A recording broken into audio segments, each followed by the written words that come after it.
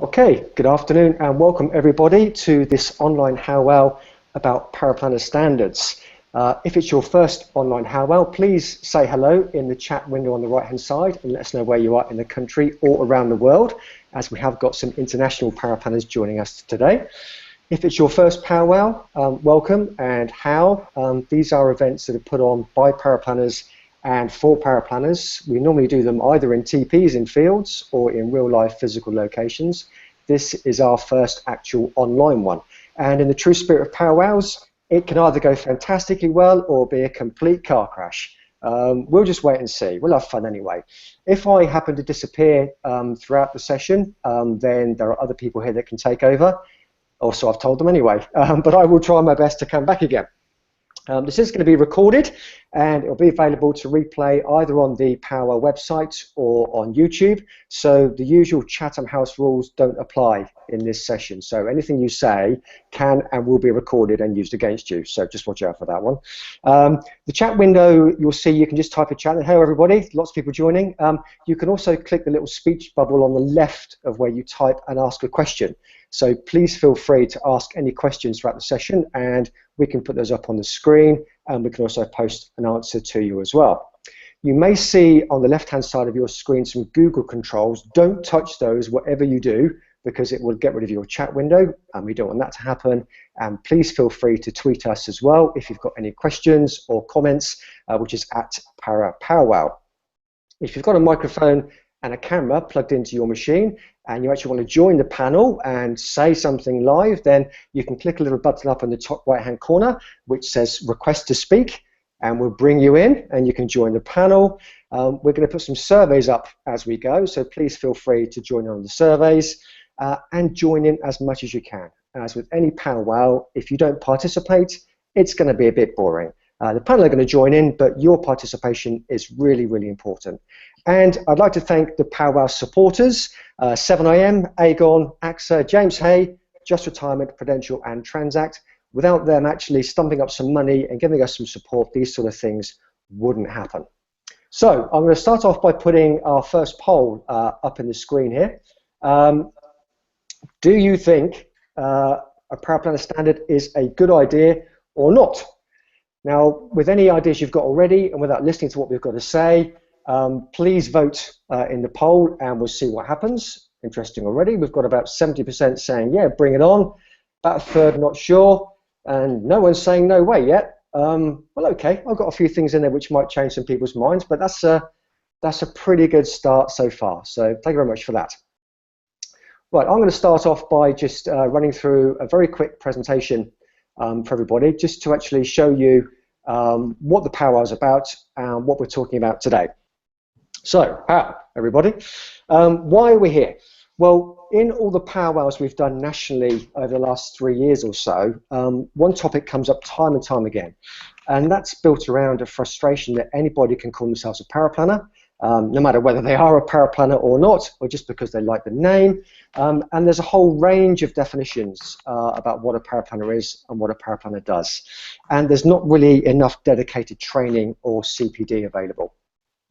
So whenever I go around and speak to a lot of paraplanners and they say, yeah, I'm a paraplanner, or I speak to an advisor and they say, yeah, we've got a paraplanner, I say, well, what do you do? You know, what do they do? And I get two real extremes. On one very far end of the spectrum, people say, yeah, I'm a paraplanner. I log into Transact and I download quotes and get valuations, and then they stop. And there's not a lot more that goes on. Now, to me, that's more of an administration role. And administrators are extremely important. Indeed, in our team, without our administrator, we just couldn't function. But that's not paraplanning. They're two distinct roles. At the other end of the spectrum, people say to me, do you know what, Richard? I sit in on quite a few client meetings. And when I do, I take down all the notes of the meeting. I then look at the data we've got. I analyze it. I work out if it's what's needed for the client. I do tax calculations, portfolio analysis, look at risk profiling, capacity for loss. I build a cash flow. I write the financial plan, and I give it back to the advisor who sees the client and takes all the glory. And that's really my definition of what a paraplanner is. So we've got a wide spectrum there. So a paraplanner can mean different things to different people. And do we want to have a spectrum of paraplanners where you can have your new entrant, your newbie who's just starting out, all fresh-eyed and really excited, down to some of us older, you don't have to be old, but more experienced kind of superstar paraplanners, if you like, at the other end, and everything in between. So the question is asked, is it a good idea to have a paraplanner standard? And if it is, what's essential? Should there be a minimum level of qualifications? Should it be about education? Should it be more about the skills that a paraplanner has and can demonstrate, so personality and aptitude and ability? And if you do have a standard, how are you going to monitor it? How are you going to keep tabs on this thing? What's the best way to do it? Is it all about continuous competence and ability, and therefore you need some kind of CPD standards and program and some kind of assessment? And if that's the way we go, who's going to do that? Who's going to monitor it? Who's going to assess the assessors?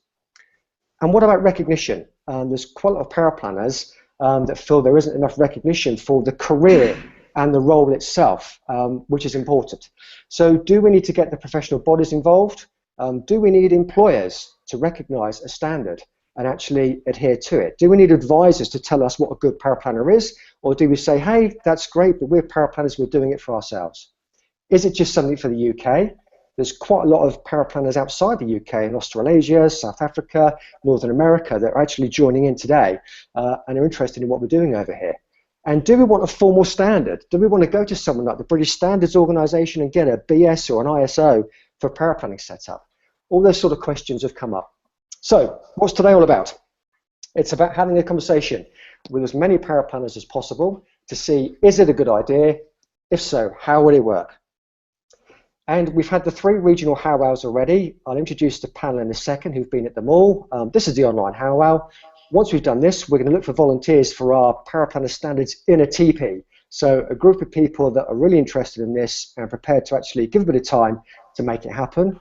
We'll look to build a proposal, a proof of concept. Would this work? And this is how it could work. We'll then put it out to the whole paraplanning community. We'll discuss it and we'll refine it. And if everyone agrees it's a good idea and we've got a way to do it, then we'll look to launch it at the National Powwow on the 15th of September in TPs in a field this year. So put that in your diary.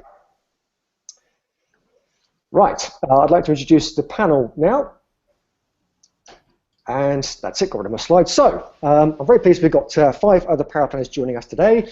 I'll just introduce them all and they'll give us a quick introduction to who they are and where they're from. So Dan, over to you. Hi, I'm Dan. I'm the Senior Technical Consultant here at Evidencebased down in London. I've been paraplanning for about 5 years or so. I'm looking forward to sharing with you some lessons that I've learned from looking at the nursing profession and how that might help us. Okay, thanks Dan. James?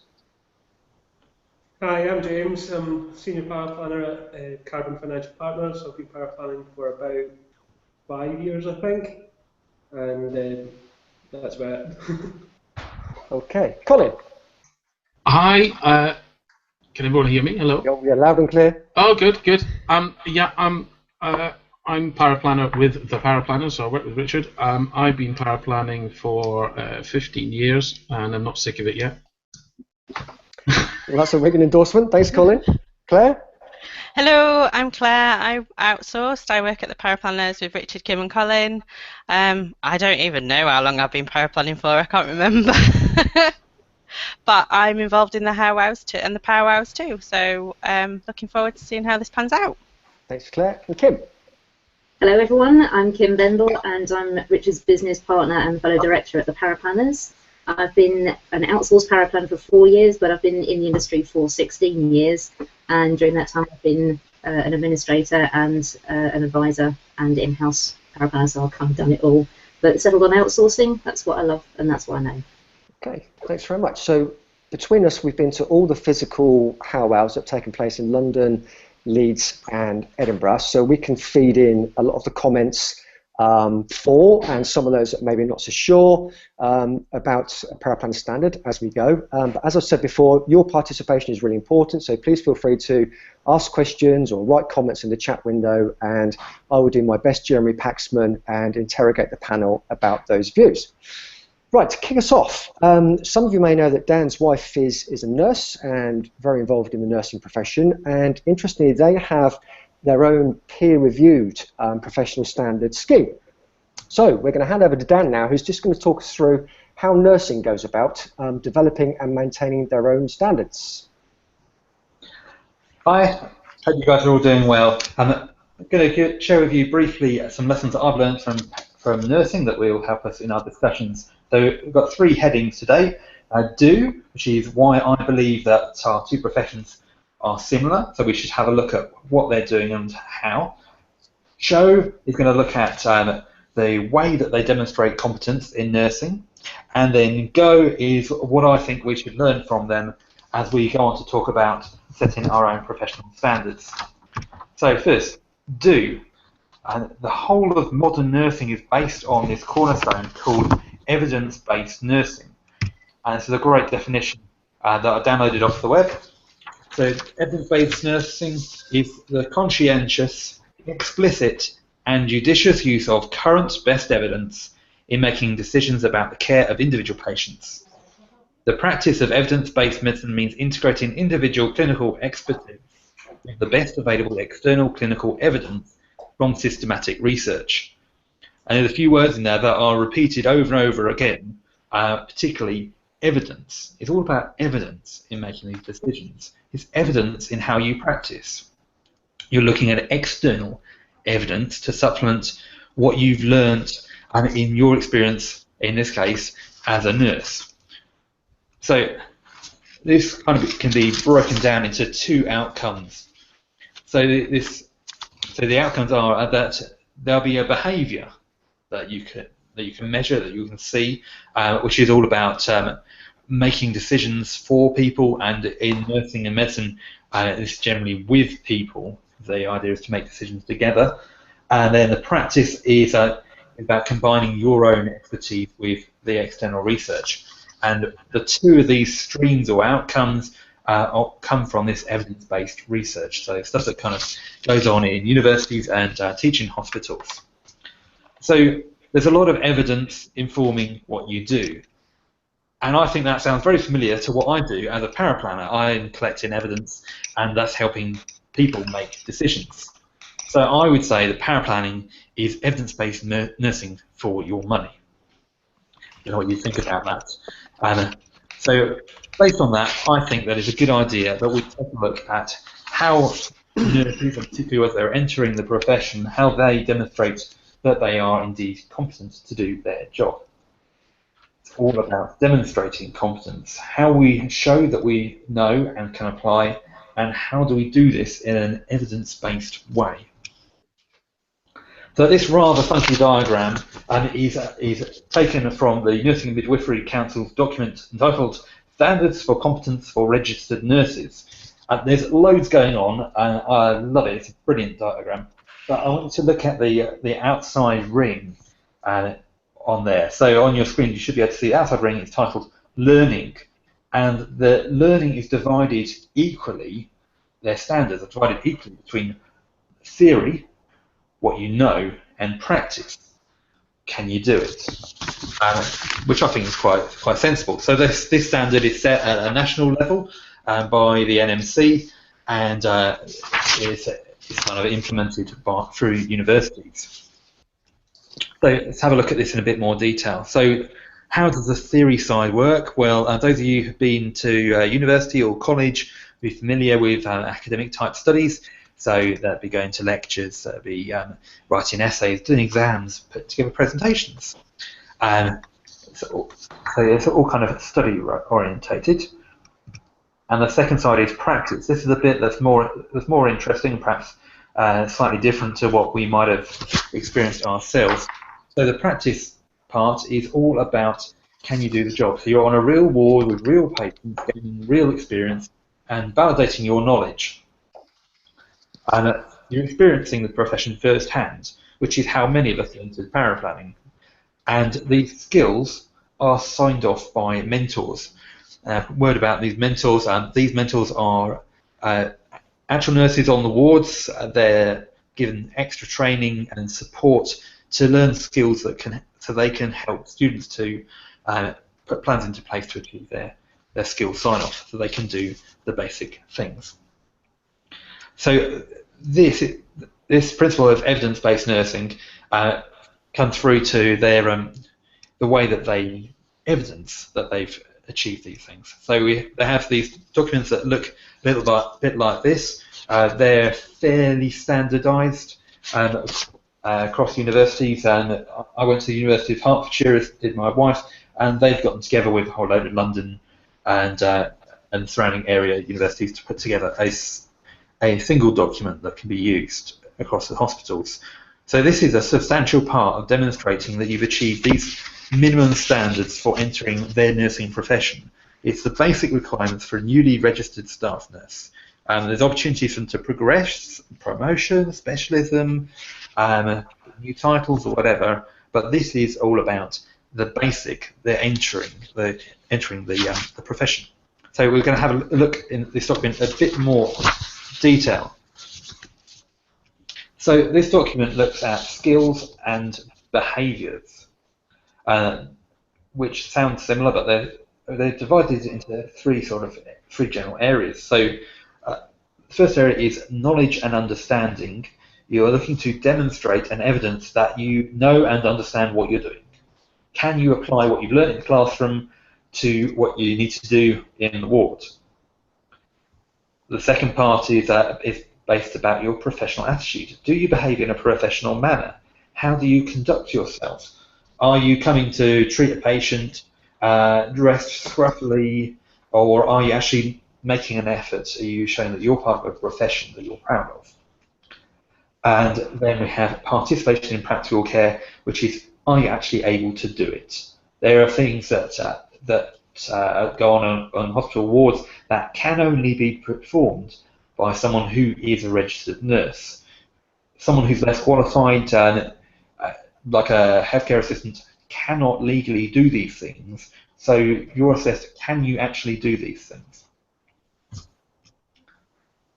And the other side of this, though, you have the skills that are defined, and then you have the sign-offs that I mentioned, that's undertaken by these mentors.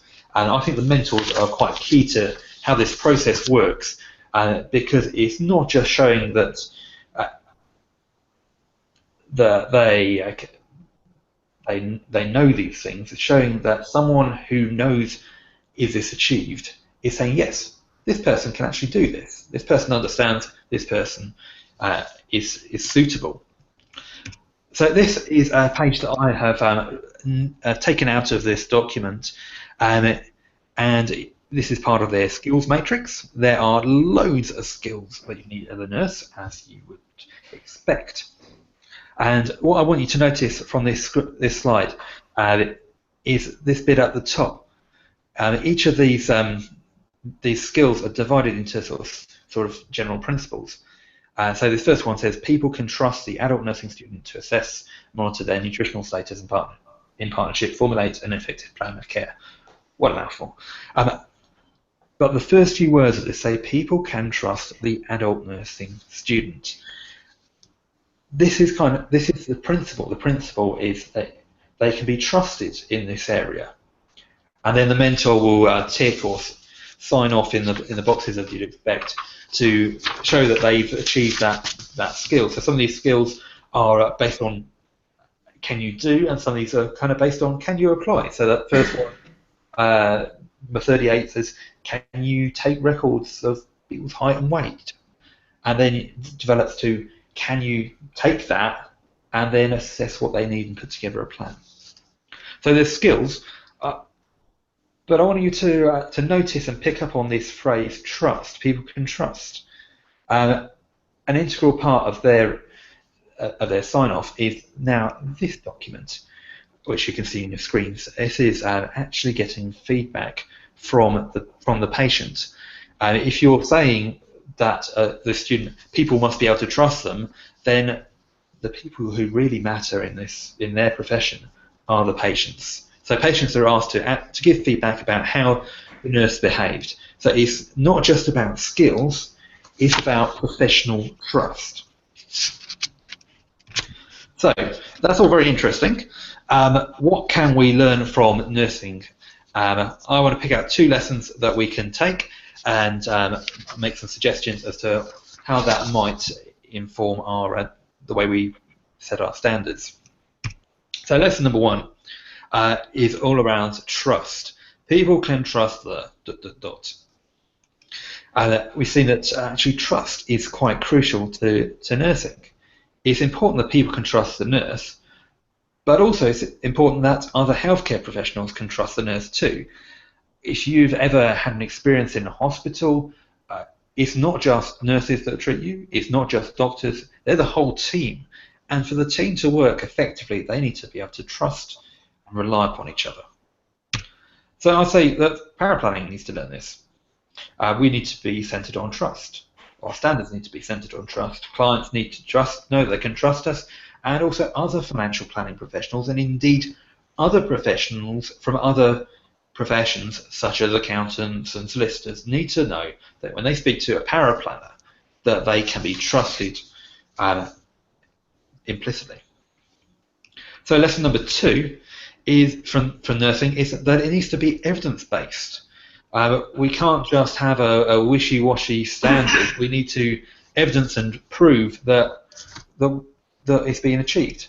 So in nursing, it's based around evidence-based practice, exams that evidence the knowledge of the theories that you've learnt, and then it's signed off that you are practically competent by your mentor.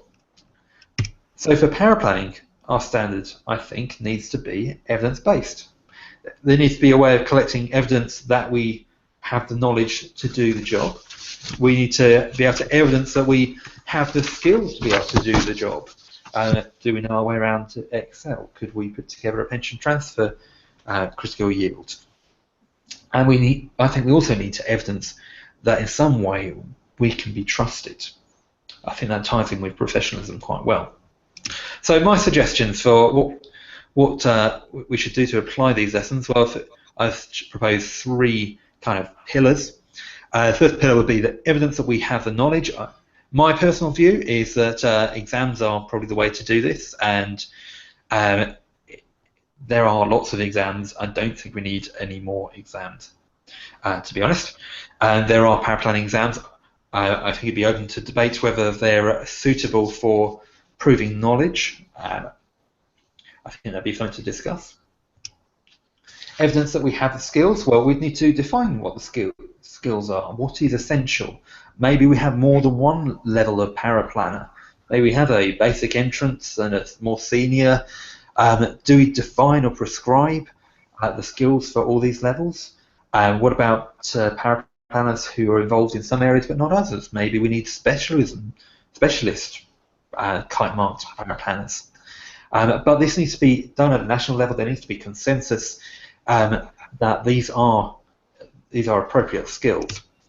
And I think there needs to be a clear system of assessment put in there. I like the idea of having mentors, but that's not without problems. We need to have some way of assessing the mentors, ensuring they're assessing at the right standards, and some accreditation.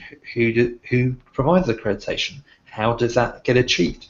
And ultimately, who's paying for it? And then thirdly, evidence that we have the trust. Well, I think this could be mixed together with this evidence we have the skills. I think it'd be really powerful for paraplanners to kind of, when we're setting our standards, say that actually at the core of this is trust. If this person wants to call themselves a paraplanner, they should be trusted, and the people that need to trust them are the clients and the financial planning, the rest of your company. So evidence through skills assessment would seem to be a fairly logical way of doing it, or it could use existing codes of conduct. So that'd be how I would structure setting a standard. But I think it's important that we recognise that things change. Looking across the panel, we have got some extremely experienced paraplanners who have seen substantial regime changes in tax and pensions. Things change. Just because you passed an exam doesn't mean that your knowledge is current. So I think there needs to be some kind of form of CPD requirement to ensure that we are up to date with our knowledge, our skills, and to maintain the highest possible standards of professionalism. So hopefully this has given you guys a few bits of food for thought, and I look forward to answering your questions and discussing. Thank you. Thanks very much, Dan. If you can get your slides off the screen, that'd be good so we can see you. Wow, loads of comments and questions coming in there, particularly around the whole idea about mentoring, which is something that came out to a big degree in the 3 physical Howwows as well. Just to give you a bit of background, the IFP, who probably did more to support paraplanning in the early years than anybody else, did set up a paraplanning committee and did have a team of paraplanning mentors that was on the website. Don't think it was promoted as well as it could have been, and there wasn't a mass influx of inquiries, but we did get quite a few, ranging from, can you write my suitability report for me, which is not really what we're after, round to, my advisor doesn't understand how a paraplanner works, or how can I actually achieve this particular standard, or where can I get development on that. So I think the mentoring is, in my opinion, key to anything like this working. So if I can just throw a couple of questions that have come out from the chat room on this one. First of all, I'm going to kind of pull a few together. It's great if you work in a huge employer like the NHS, because they've got resources and people available. Maybe some larger firms, advisor firms, have got those resources. But what if I work in a small firm? What if I work in an outsourced paraplanning firm? Who's going to come in and mentor me? And how do we set standards for mentors? So I'm going to throw that one at James, first of all. I think that was the major problem that we had from the Edinburgh event, because it's difficult to see who's going to do that and where the funding is going to come from. I think that's the key to it, that yes, the mentors would be there for the bigger companies, but it's hard to see where they're coming from for the smaller companies, and I don't think there's an answer to that, or at least one we couldn't think of. So Dan, do you have an idea of where that is for the smaller companies? So I think there are a lot of paraplanners that are willing to invest and give their time and their resources to help develop other paraplanners or other people in the profession. And I think something like the IFP's paraplanning mentors could potentially work. I think there are enough paraplanners around that would be up for it. It's difficult to balance that desire to reinvest in your profession with the pressure that you have as a paraplanner doing the job for your company, which is clearly got to be your priority. But I think there are people around that would be up for doing that. I think a lot of it comes into this is about paraplanners doing it for themselves because they want to, and it's going to need the paraplanning community to actually come together to collectively build this and then to run it and to monitor it. And I think it would need, my personal view is that the mentors would have to be from the paraplanning community because they understand what good looks like, they understand what the role entails. So I think primarily paraplanners would have to do it. How that's run, how you mentor the mentors, and how you actually get them assessed is a whole other thing. But I'm quite a big fan of the mentoring idea. Anybody else got thoughts on that? Yeah, I think the mentoring idea is a good one, and I think it is just how we implement it that might have struggled given the numbers. I disagree with that because mentoring is a really good way of getting valuable CPD. So I actually think if people are struggling to get CPD or even get out of the office sometimes and maybe not allowed to go to events as often as other paraplanners, mentoring might be a really good way of doing it. I think there's a benefit for the mentors. I'm not sure, somebody asked a question earlier on about the nursing mentors, Dan, if they get paid extra or if they're given time during their normal working week to go and do mentoring. Do you know anything about that? Yeah, so they're just nurses like anybody else. They are doing the job. In nursing, the trainees, the student nurses are supernumerary. They're extra, and they work to make the time on a busy ward to sit down to talk and there's a lot of work shadowing in the way that they do it. But it's seen as a really positive thing. I don't think they're actually paid any more money.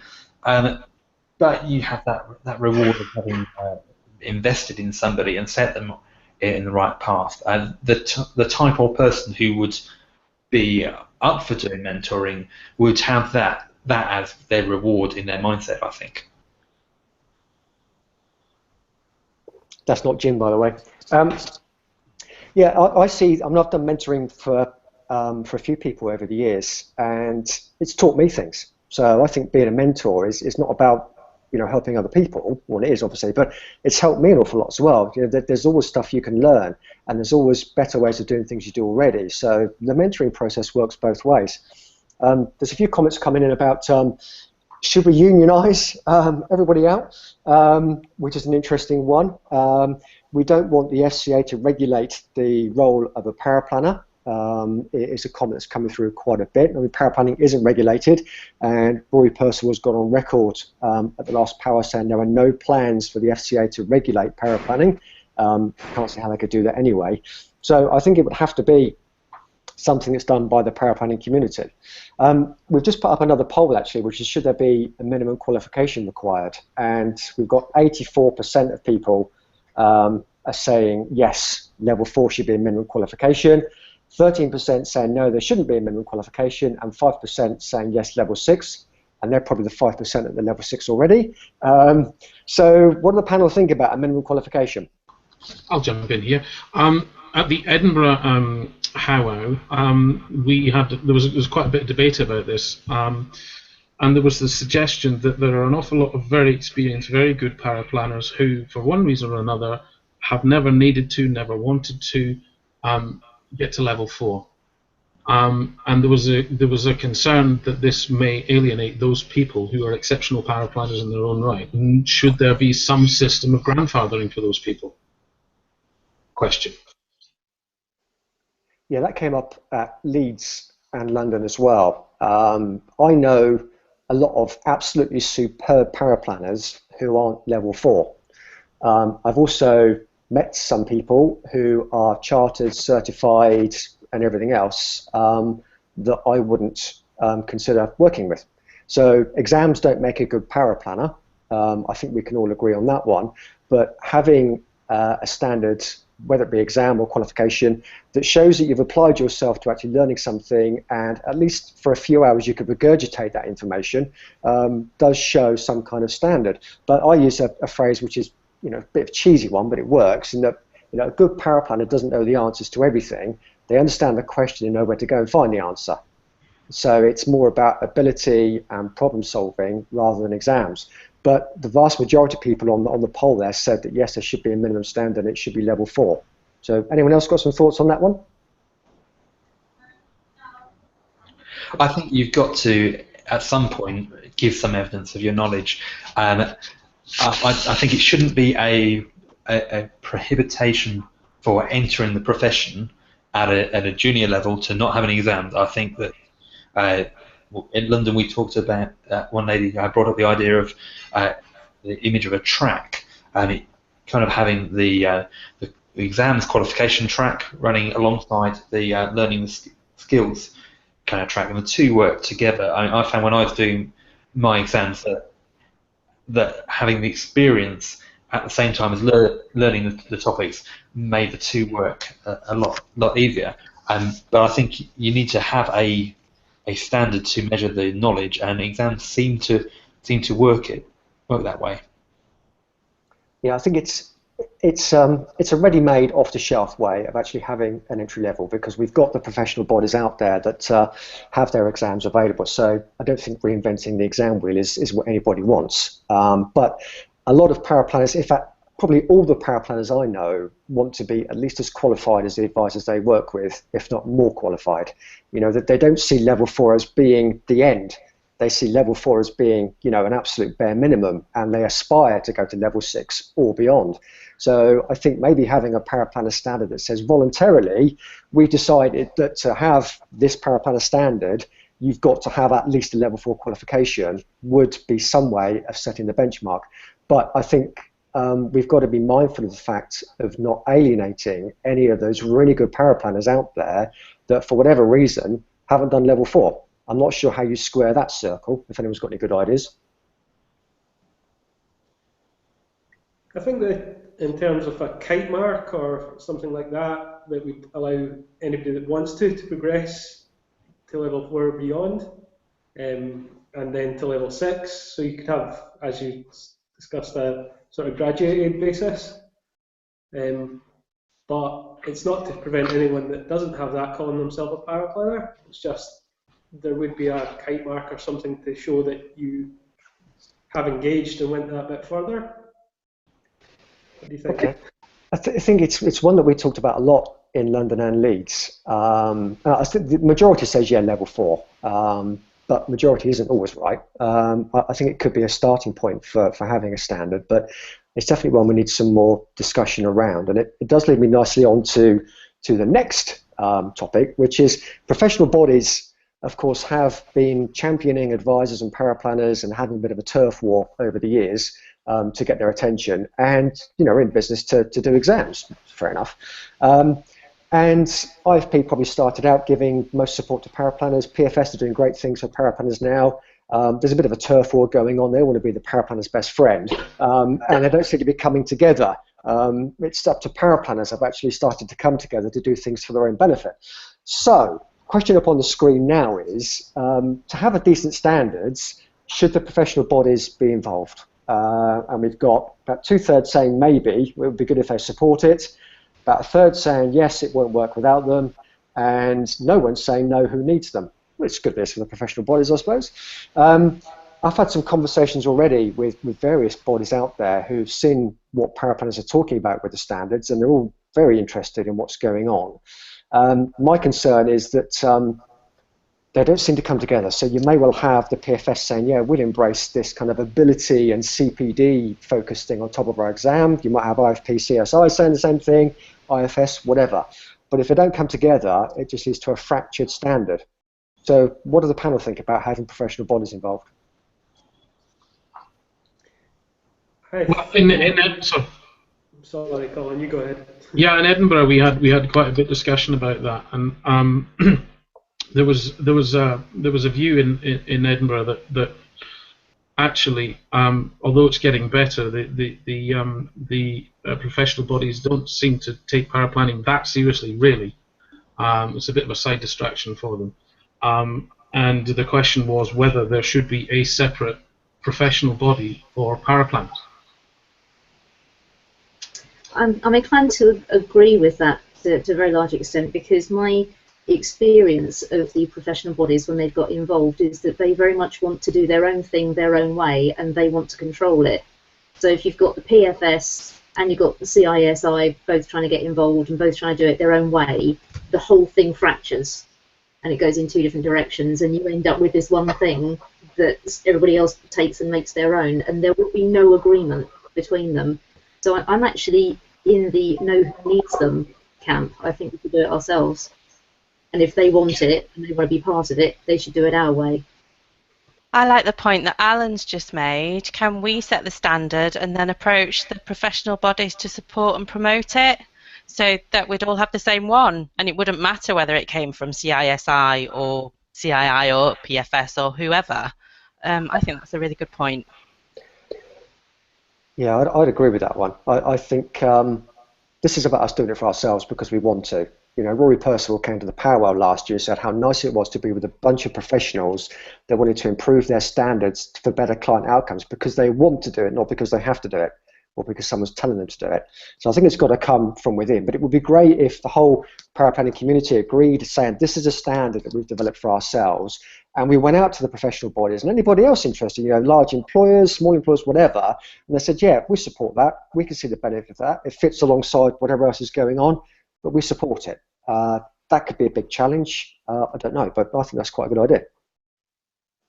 How about the national occupational standards that we've already had? Like, kind of the IFP and the FPSB went some way to doing that, didn't they? When they developed the accredited paraplanner exam, they did the national occupational standards, but it's just there, isn't it? It doesn't seem to do anything. You don't have to sign up to it.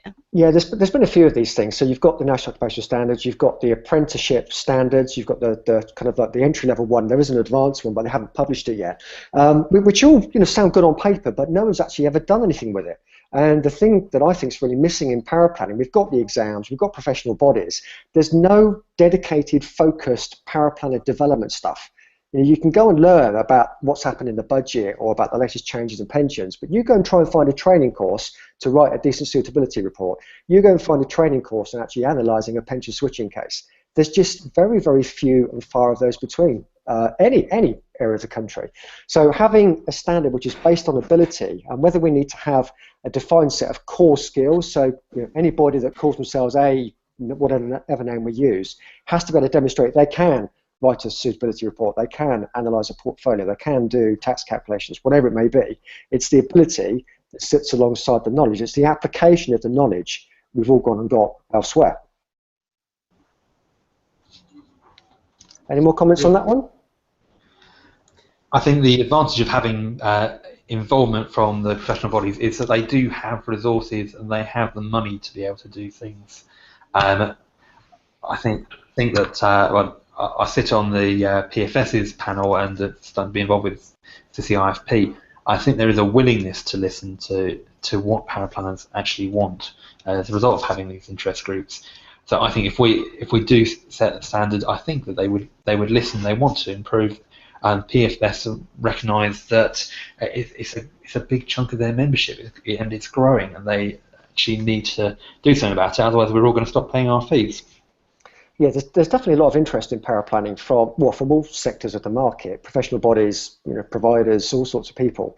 I'm just concerned that they all kind of, this is my patch, get off it approach would prevail. So you're not going to get a joined up thing. But I certainly would be in favour. I cast my vote to say that let's develop something and go to the providers and see what they say. I think that would be a good idea. Mm. Let's see, we've got a question in from Alison on Twitter, which says, have we asked financial planning firms which qualities and qualifications they want to see in their paraplanners? That's a good question. Anyone on the panel got some thoughts on that one? I think you'd get 1,000 different answers, which is the root of the problem. Yeah. I don't think they were. I think they'd start off level 4 diploma. That's it. That's basic, straight away. That's what recruiters go for. It's what if you're in a firm and you're recruiting new paraplanners, that's what you do. Is that just because there's not an alternative though? Because Possibly. if there was an alternative that took into account what makes a good paraplanner, such as we're discussing, then that could become the standard that the employers are looking for. So if we were able to demonstrate that this is what makes a good paraplanner, given the experience that we've all got, then why could that not become the accepted standard instead of level 4? I think we're all focusing quite a lot on the qualifications, and actually from an employer's point of view, what I look for first and foremost is somebody that actually just fits in with the company, fits in with the rest of the team, because technical stuff can be taught, but you can't teach somebody basic grammar, basic English, and to have a good personality and get on with the people they work with. That's, for me, the most fundamental thing. Yeah. I think there's a big buy-in here. So it comes down to, I think, for it to work its best, then we're going to need to get advisors as employers, or partners as I like to call them, and professional bodies and everybody else actually recognising the standard. And it is going to be ability-based, and every paraplanner works in a different way. And it's a case of working out what the core standards should be, and maybe having some kind of modular approach, saying, well, I meet the core standards, but I focus in long-term care. So do it that way, or maybe we could, going back to the whole thing about exams, say, well, I hate to complicate things, but there could be 2 parts to it, saying here's a level 4 version, here's a skills aptitude version. So you demonstrated you can meet all the skills, you just haven't got the exam. How would that work? I think that would immediately alienate those who, for one reason or another, choose not to do the knowledge route because they've been doing it for so long. If you've only got half the standard, I think that would be counterproductive, personally. Okay. Any other thoughts on that one? There's quite a few comments coming through about the modular approach and allowing people to pick, the skills or the areas of interest that they're involved in. I guess we can do that now with the exams we choose, but that's an interesting way to go. Getting quite a few comments coming through now about assessors again, so I'm going to put another poll up on the screen, which is who should do assessments. So let's assume that we've got a standard in place, people have bought into it, Who should do the assessing? Should it be employers? Should it be paraplanning mentors? Or should it be external third parties? So that's pretty much split between paraplanning mentors and external third parties. What do the panel think about that one? I think it could be anyone. My mentor many years ago was a financial planner or advisor, and he was the one that introduced me to paraplanning. And I think if you've got the right person out there that understands the paraplanning role, they don't necessarily have to be a paraplanner, just as long as they get what we do and they are damn good at what they do and they have sufficient credentials, whether it's personality, qualifications, whatever it is you're looking for, that you actually want in your mentor.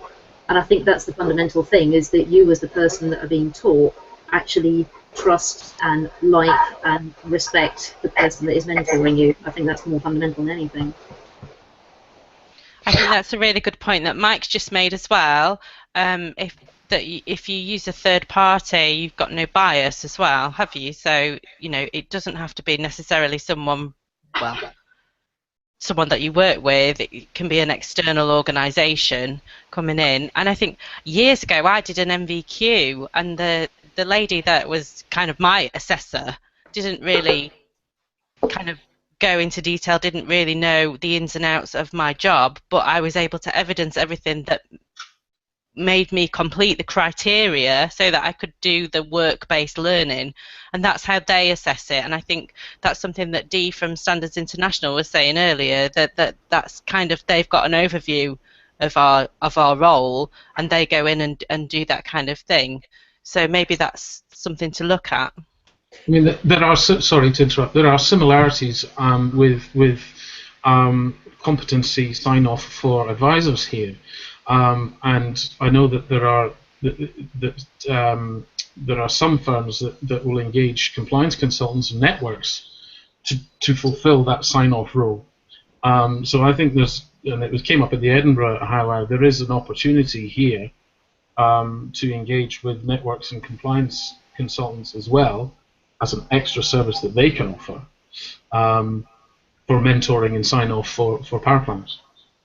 Yeah, there was quite a lot of discussion at the Howwows I went to. In fact, we have spoken to Standards International, and Dee's on here today, who are the only firm that actually do the ISO with all the twos for financial planning, to give us an idea how that works. And there was an idea which was quite popular, in that the paraplanning mentors, you know, doing it for themselves with their peers, is a very welcome idea. But to give credibility and to maintain consistency and without any bias, you need to have a layer on top of that, which could well be somebody like, you know, British Standards, Standards International, whatever, that actually does check the checkers, you know, to make sure that the standards being applied consistently and accurately.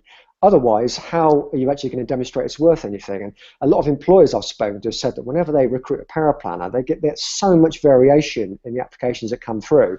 But if there was a standard that says, yeah, not just on level 4, but I have demonstrated consistently and been signed off that I can do these skills, that would be very useful to them. So I think the idea about having an independent third party at the top end might be an idea. Whether compliance firms or networks would be interested in maybe doing that as well. And I think the survey's coming up saying sort of 58% saying paraplanning mentors, 33% external, and 8% employers. I think the issue with employers doing it is if the standard is seen as something that's worth having. So I can see employers, you know, putting on their website, you know, our paraplanners are all kite marked, wherever it's called. It's a differentiator. So if your employer is signing you off as saying, yeah, you're really good, not too sure about that one. You know, credibility could go out the window on that one. So I think the fact that only 8% of people say employers should do it is interesting. But it's still coming in, the combination of paraplanning mentors and external third parties could be the way. Any more thoughts on that one?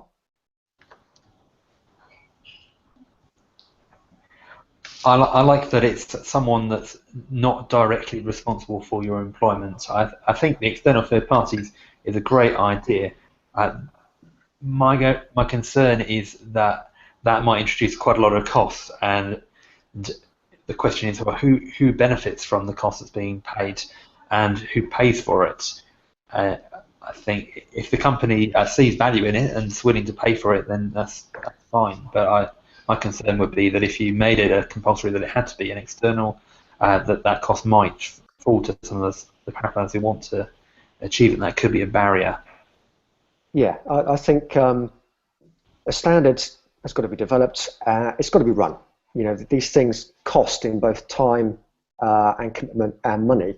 And professional bodies have deeper pockets. You know, the powwows are all run, you know, totally by volunteers, basically, with a bit of money from supporters to pay for stuff, which is really good. So a standard's going to need some kind of structure behind it to make it work. So I'm going to stick another poll in now and see what you think about this one. If we had a standard and everyone bought into it, would you pay? If you're a paraplanner and a standard was developed that you thought was really good and it gave you a differentiator, allowed you to say, yeah, I am a paraplanner kite mark, which means I can do this, would you pay to have it? Interesting. 18% yes, 18% no, 64% saying, hey, I'm a paraplanner, show me more detail, which is no great surprise. What do the panel think about that one? Well, if you wanted to be an actuary, you can't even call yourself an actuary, not until you've done the exams, but until you've passed the entry-level exam to join the Institute of Actuaries before you start doing your exams. So you've got to pay for that, so I don't really see that's much difference, really. I think as an outsourced paraplanner, I probably would pay to get accredited, because if it's a string to my bow that might help me attract more clients in the IFA community, they might recognise a qualification like that and think, well, actually, this person's obviously been reviewed and they're obviously quite good to work with. So I think for outsourcers, it's probably quite valuable. I think it's also worth mentioning that there is a potential positive spin-off for all of us who achieve it in terms of earnings and career opportunities. And I think there's certainly, if we have to pay something towards that as an investment in our own career, then I think that would be a good thing. Demonstrate commitment. I agree, and I think that some employers would pay for it because they already pay for PFS membership or IFP, CSI membership. So as long as it was a credible benchmark and qualification that you're paying for, which is where Standards International might come in, then I don't see why you wouldn't pay for it. Okay, there's an interesting comment that Alison's just posted, which I'll put up on the screen, which is how much would we be paying and who would the money go to? The fees charged by CII are astronomical. Good question. I think if you have a commercial entity running anything, then they've got a commercial objective. You know, they've got to pay the bills and do it that way. So I think if you've got any third party involved, then there's going to be a cost involved. If it's something like the powwows, which is run by volunteers, then you could keep the cost to a minimum, but I think there's going to be some kind of cost in there. How much? Don't have a clue, Alison, at the moment. Until we know what it looks like and how it would run, it's difficult to say, but I think that there's going to be some kind of cost for any sort of standard. I think it goes without saying. Latest on the surveys, 36% would say yes. Well, sign here. 50% saying possibly, and 14% still saying no. It would be good to know why people say no. I'm not saying that's wrong, just why people say no at the moment. That'd be good to know, because it could be a barrier to making it happen. I think that, you know, putting up barriers is going to be an issue for this working or not. So a barrier could be minimum qualification. A barrier could be you've got to pay for it. I'm sure there could be lots of other barriers out there. But if anyone could post in the chat room, you know, why they'd say no, they wouldn't pay for it full stop, that'd be quite interesting as well. Any more thoughts on that from the panel? You pay to be an accredited paraplanner, don't you? Because you have to maintain your CPD and you've got to pay. You can't call yourself that if you're not a member of the CISI now, whether you pass the exam or not. And you have to maintain your CPD the same as you would if you were CFP. Yep, I agree. Could we just be adding on another layer on top of, you know, I'm a chartered financial planner, I'm a certified financial planner, accredited paraplanner, I pay for all of those. To be a kite mark paraplanner, I've got to pay extra. Is it just another layer on top of more expense? Possibly. I think what it might, you know, if it gains traction, I think you might find that the accredited paraplanner and CFP and all that sort of thing becomes less relevant to the paraplanner, really, to be honest. Yeah, I think Susan's just put a good comment up, which is if employers were given an incentive, they would develop and pay. This came up in Leeds, they're quite discussion around it, because if you've got a standard, you've got to have a track to achieve it, and there's got to be development activities and training activities around it. A lot of paraplanners, if not the majority, work in very small firms that don't have the time, the ability, or the money to actually build good training programs. If a paraplanner standard was developed that on the back of it had a training program to get someone from scratch up to paraplanning, or to get a good paraplanner even better, and an employer could see, well, by supporting their paraplanner on that standard and on that development, that's going to improve their skills, it's going to improve the business, it gets better client outcomes. I think that could be a way to getting employers to buy in. What do the panel think? I agree. I think that there's such a shortage of paraplanners that any employer wanting to employ someone can look at the additional benefits, because salary alone might not be enough. If you're getting the whole package that's going to deliver this to you and progress you through your career, it's got to be a key differentiator for an employer. I think there's also an opportunity there to grow your own. So more the shortage of paraplanners is a real problem, as we all know, and we discussed at the Powwows many times. It's clear we need to attract more people in, and providing a standard at least gives a track for those people entering the industry to run on, something to aspire to, which is respected by their peers, which I think is important. Yeah, I think that's a key thing. You know, the peer review, the peer respect that's going on here, because I have yet to meet a paraplanner that doesn't want to get to become the best possible paraplanner they can be. And doing it for themselves, I think, is very important, not because they have to. It's all about doing it for themselves, which is an interesting thing for me. Question in from Benjamin: do you think it's more valuable than the CII paraplanner qualification? Oh, there's a question. Dan. Well, I haven't taken the CII qualification. I've taken the old IFP one. I don't think that it necessarily assesses the skills that you use day to day. I mean, my understanding is that you complete a number of tasks over a couple of years.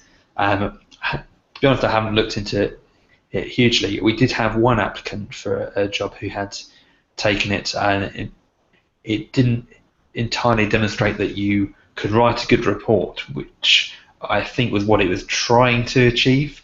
I don't think it didn't really deal with the skill side quite as well as it could.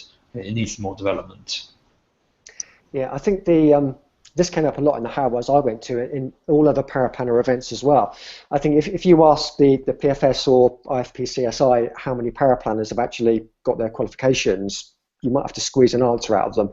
I know the IFP, I think there's probably less than 60 accredited paraplanners out there. I think the PFS J09 is possibly less than that, which says quite a lot. I think they are quite time consuming. A lot of people I've spoken to see them as a bit of a lay-by, that they park themselves in for a while before going on to become chartered and certified. But they do test knowledge, and in a small way application, but not in a big way. So it's more about what you know, not if you know how to apply that knowledge. So I think they're complementary. They're not in competition. I think that they work well for what they do. Not very popular in their take-up, but I think this could be something which sits alongside those qualifications. So if the take-up of the qualifications is relatively poor then, and the issue with the apprenticeship really, from what I'm seeing, is the lack of training providers, the real issue that we're going to have with if we went ahead with a paraplanning standard would be the mentoring and the training. Yeah, I'd agree with that one. I think that's the big challenge, and that's what paraplanners are looking for. You know, it's I work in a small firm, I'm on my own. How can I talk to other people and find out how to do this better? How can I find out what I don't know already? Those kind of things. So if the pool of paraplanners on the jobs market is small, the pool of paraplanners for people who are going to be mentors or trainers is going to be a puddle. Yeah, it is. That's going to be a big challenge. Got one last question in from the audience. Quick follow-up then. What was wrong with the apprenticeship standard released by the government? I think you've probably answered that, Claire. The apprenticeship standard released by the government is actually a good standard. I think the funding they've put to it was lower than people expected, But the big thing is, it depends on having a training provider in place. And so far, I've only seen, I think, Tenet have launched 7 apprenticeships, and they've got the muscle to actually put training courses in place. But you go to a small 2 or 3 advisor firm with 1 paraplanner, or they want to take on an apprentice paraplanner, there are no training providers out there to back up the apprenticeship standard. That's the thing, that there's a real lack of paraplanner-focused training. Right, we said we finished at 2, and in true paraplanner fashion, it's 2 o'clock. So we're about to finish. So I'll put one last poll up on there. So having listened to that for about an hour, what's your view now? So after all that, do you think a paraplanning standard is a good idea, absolutely awful, don't go anywhere near it, or I'm not sure? Okay, interesting. So about 2/3 saying yep, 1/3 saying no, not sure, no one's saying absolutely not at the moment. Okay, that's pretty interesting. More saying oh yes, so that's good. Well, thanks very much. That was the first online Howwow we've done.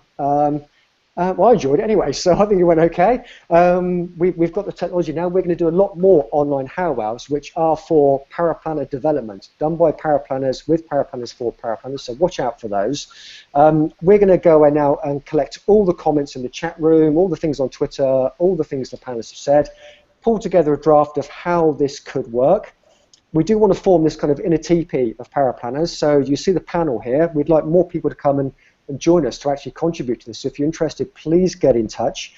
This has been recorded, so we'll put it up on the website. You can come back and watch it again if you really liked it that much, and people that couldn't make it today can watch it again.